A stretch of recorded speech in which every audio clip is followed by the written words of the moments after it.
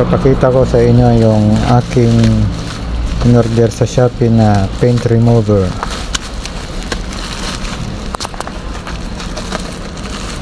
Ito siya.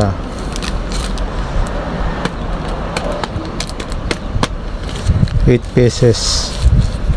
Gagamitin natin siya pang tanggal ng ating pintura sa Kia Pride.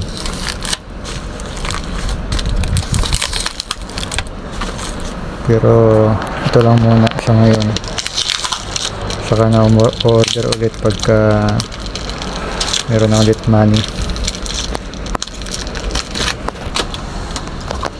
Dito nga pala natin yun siya gagamitin. Yan sa aking Kia Pride na napakapangit ng kanyang pintura. Tatanggalin natin to siya gamit yung paint remover na aking in-order. Ayan. Kita ko sa inyo kung maganda ba yung kanyang resulta. Magandang klase ba na paint remover.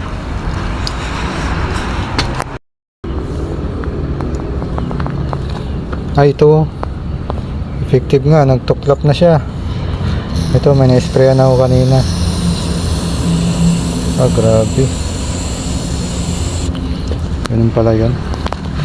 Tuklap na siya, oh.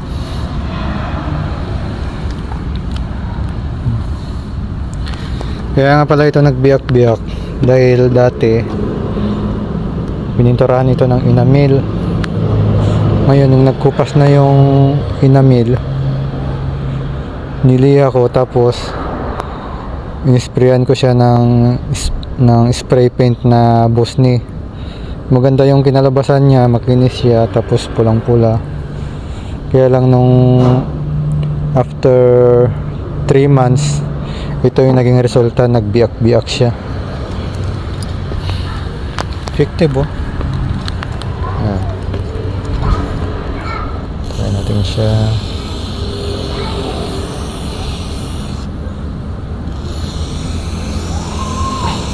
First time ko gumamit nito. Hindi ko alam kung tama ba yung ginawa ko na to.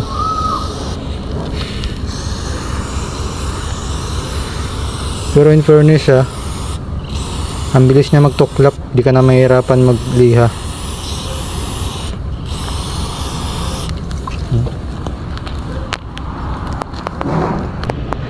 Teka, parang kati, Kailangan pala ito nakagwantes. Naramdaman ko makati siya, Ang dali na lang niya matanggal. Yan, oh. Abot niya na kagad yung metal.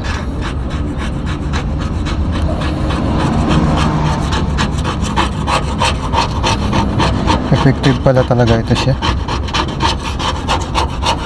Kasi kung liha hindi kaya, grabing tigas. Ito, nagtry na ako na magliha, hindi talaga kaya. Kaya niliha ako dito. Dito banda may niliha ako dito, Parang walang nangyayari, sobrang tigas.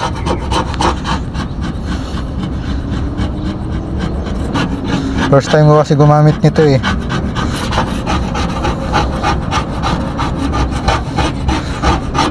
Kaya lang parang nadama yata yung ano ko, yung sa pintuan to, Parang natuklap siya, dapat pala balutin yan.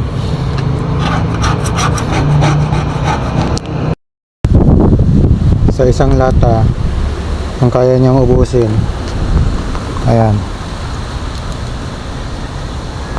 isang lata pa lang yan siya, pero malaki na yung natanggal.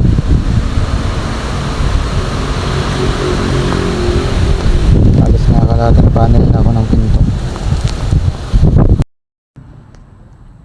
Total of 6 pieces na paint remover. Ito na yung kanyang natapos.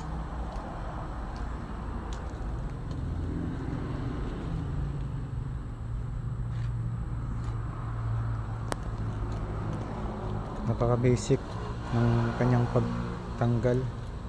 Hindi ako nahirapan.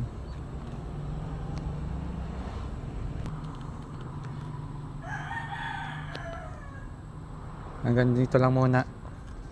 Sa susunod upload ko yung next video.